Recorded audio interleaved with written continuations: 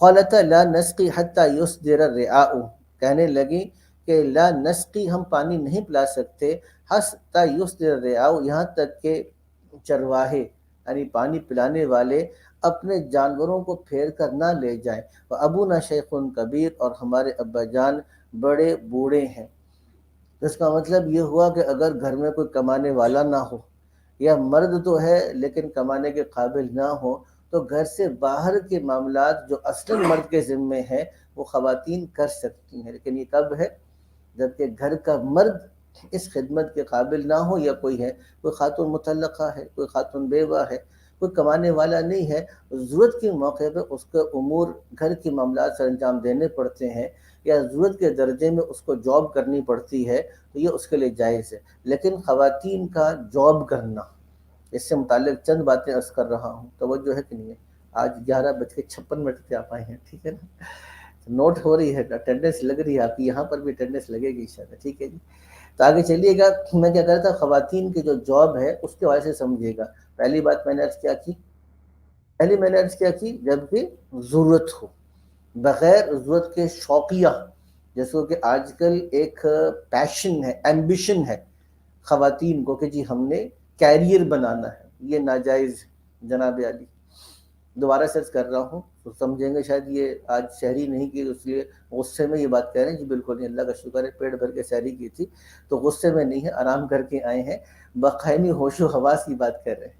یہ جو پیشن ہے کہ جی ہم نے پڑھنا ہے، ہم نے کیریئر بنانا ہے، ہم نے ایکسپیرینس حاصل کرنا ہے، ہم نے ایکسل کرنا ہے، تو گھر سے باہر کا یہ جو خواب دکھایا جا رہا ہے خواتین کو، یہ شرعاً ناجائز ہے۔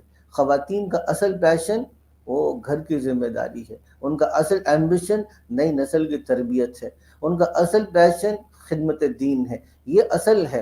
اور کمانا اور کمانے کے لیے نکلنا اور کاروبار کرنا یہ ضرورت کے درجے میں تو ہے، لیکن اس کو مقصود اور مطلوب کے درجے بنایا جائے تو یہ درست نہیں ہے۔ پہلی بات یہ تھی۔ سزا تو خیر نہیں ہے، کیونکہ یہ کچھ چیزیں شریعت کی وہ ہیں جس کا تعلق اخلاقیات کے ساتھ ہے، تربیت کے ساتھ ہے، للہیت کے ساتھ ہے، وہ انسان کا اپنا تقوی اور تعلق میں اللہ اس چیز کو ڈرائیو کرتا ہے، شریعت اس میں سزا مقرر نہیں کرتی، لیکن اسلامی معاشرہ اس چیز کی اجازت نہیں دے گا یا اس چیز کی حوصلہ افزائی نہیں کرے گا۔ دوسری بات یہ کہ اگر ضرورت کے تحت نکلنا پڑے تو پردے کے احکامات کو لازم کرنا پڑے گا، چاہے آپ نے خریداری کے لیے جانا ہے تب بھی پردے کے ساتھ ہے، جاب کے لیے جانا ہے تب بھی پردے کے ساتھ ہے، بے پردگی کے ساتھ باہر نکلنا کسی بھی حال میں کسی بھی خاتون کے لیے شرعی اعتبار سے جائز نہیں ہے۔ تیسری بات یہ ہے کہ جاب ایسی ہو جس میں سفر شرعی نہ آتا ہو، ایکسٹینسو ٹریولنگ نہ ہو، اگر ٹریولنگ کریں گے تو محرم کا ہونا ضروری ہے۔ ایک کمپنی ہم نے دیکھی ہم نے تقریباً 100 کمپنیز کا آڈٹ کر چکے، ایک کمپنی ایسی تھی جو اگر سفر پر بھیجے گی تو آپ کے محرم کا خرچہ بھی ساتھ دے گی، لیکن سوال یہ ہے کہ محرم کا خرچہ تو کمپنی دے رہی ہے، لیکن محرم کا خرچہ دینے سے محرم تو تب جائے گا جب کہ ہوگا، اگر بیوہ ہے اس کا آپ محرم کا خرچہ دے دیں تو محرم کہاں سے لے کے آئے گی؟ محرم ہے ہی نہیں تو دن کا، تو اس لیے عام طور پہ پریکٹیکل نہیں ہے۔ خواتین اگر ایسی جابز کریں جس میں ایکسٹینسو ٹریولنگ آتی ہے تو اس میں پھر جو شریعت کا حکم ہے کہ آپ سفر شرعی تب تک نہ کریں جب تک کہ آپ کے پاس محرم نہ ہو، تو یہ وائلیٹ ہوتا ہے، تو یہ شرعی اعتبار سے خواتین کے لیے ایسی جاب کرنا جائز نہیں ہے۔ کتنی شرائط ہو گئی؟ کتنی ہوئی؟ جلدی اس کو نوٹ کر کے رکھنا ہے، اسی لیے میں نے کہا پہلی میں نے عرض کیا کی کہ یہ ضرورت کے درجے میں ہو، دوسرے میں نے کیا کہا پردے کے ساتھ ہو، تیسری میں نے کیا کہا جس کے اندر سفر کرنے کی نوبت نہ آتی ہو، چوتھی ایسی جاب کریں گی جس میں مرد اور عورتوں کا اختلاط لازم نہ آئے۔ اسی لیے اگر خواتین کا ایسی جگہ پہ جاب کر رہے ہیں جہاں پہ بہت زیادہ مرد اور خواتین کا اختلاط ہے، خواتین کے لیے ایسی جاب نہیں ہے۔ ہاں جیسے خواتین کے لیے ایسے اسکولز ہیں جس میں صرف بچیاں پڑھتی ہیں، بالکل ٹھیک ہے، کالجز ہیں اس میں پڑھتی ہیں، یا ایسے یونٹس لگے ہوئے ہیں جس میں خواتین کام کرتی ہیں، یا ایسا جہاں پہ مرد اور عورتیں تو ہیں لیکن خواتین کے لیے علیحدہ کیبنز یا پورشنز بنے ہوئے ہیں، تب تو ٹھیک ہے۔ لیکن جیسے آج کل ہوتا ہے ملٹی نیشنل کمپنی کا، یہ بل گیٹس جو ہے اس کا شیطانی ذہن ہے، سب سے پہلے مائکروسافٹ اس چیز کو لے کر آیا. میں آپ کو عجیب بات بتا رہا ہوں. مائکروسافٹ کی پوری دنیا کے اندر آپ سمجھیے گا ملٹی نیشنل کمپنیز کا مشن ہے. وہ کیا ہے کہ آپ آفس کے ماحول کو اتنا کمفرٹیبل کر دو, اتنا اٹریکٹیو کر دو کہ آپ کا بندہ گھر نہ جانا چاہے. یہ شیطانی ذہن تھا, کیونکہ گھر سے کاٹیں گے. اگر 8 گھنٹے کا اگر کام کی ضرورت 10 سے 12 گھنٹے کی ہے اور گھر کے ماحول میں زیادہ آرام ملتا ہے, تو آپ گھر جانا چاہیں گے, آفس میں رہنا چاہیں گے؟ گھر جانا چاہیں گے.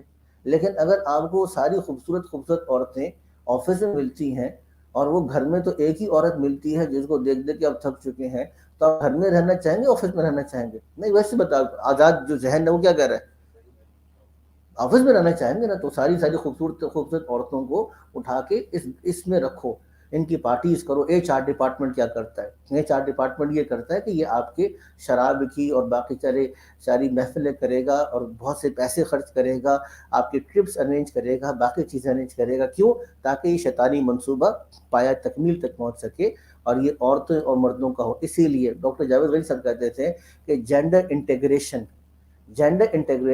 ملٹی نیشنل کمپنیز کا بہت بڑا سلوگن ہوتا ہے. یہ ہم مرد اور عورت کی تفریق نہیں چاہتے, اکٹھا بیٹھیں, اکٹھا کھائیں, اکٹھے ہو. اسکولز کے اندر, یونیورسٹیز کے اندر, کالجز کے اندر آپ یہ دیکھیے گا کہ آپ کی اکیڈمیز کیوں چلتی ہیں. اکیڈمیز جو ہیں صرف لڑکوں والی اکیڈمیز نہیں چلیں گی, لڑکے بھی ہوں لڑکیاں بھی ہوں, دونوں اکیڈمیز ہوں تو چلاتے ہیں. کیوں چلاتے ہیں؟ وہ لڑکے شوق سے بن ٹھن کے پورا کے ڈارک گلاسز پہن کے اور پورا کا پورا پہن کے سارے جینس پہن کے کیوں آتے ہیں؟ کیونکہ وہاں پہ لڑکیاں بھی ہوتی ہیں. تو یہ شیطانی ذہن ہے. پہلی بات, اگر ایسے جاب کرنا بھی پڑ جائے تو جس میں اختلاط کا ماحول ہو وہاں پر درست نہیں ہے. اور آخری بات, یہ 5ویں بات یہ ہے کہ دیکھیے خواتین ماحول کا اثر بہت جلدی لیتی ہیں. ایسا سیکولر ماحول ہو, ایسا ایتھیسٹ ماحول ہو جہاں بے دینی کا غلبہ ہو, خواتین کے لیے خاص طور سے ایسے ماحول میں جاب کرنا بہت شدید خطرے کی بات ہے. تو 5 باتیں بتائیں مولوی صاحب نے. پہلی بات کون سی تھی؟ ضرورت کے درجے میں ہو. دوسری بات یہ تھی پردے کے ساتھ ہو. تیسری بات میں نے بتائی تھی سفر کرنے کی نوبت نہ آتی ہو. چوتھی بات میں نے بتائی اختلاط مردوں کے ساتھ نہ ہو.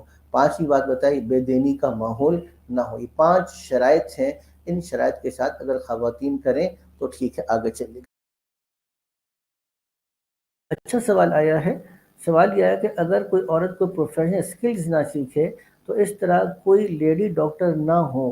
ہاں, یہ اچھا سوال کیا ہے.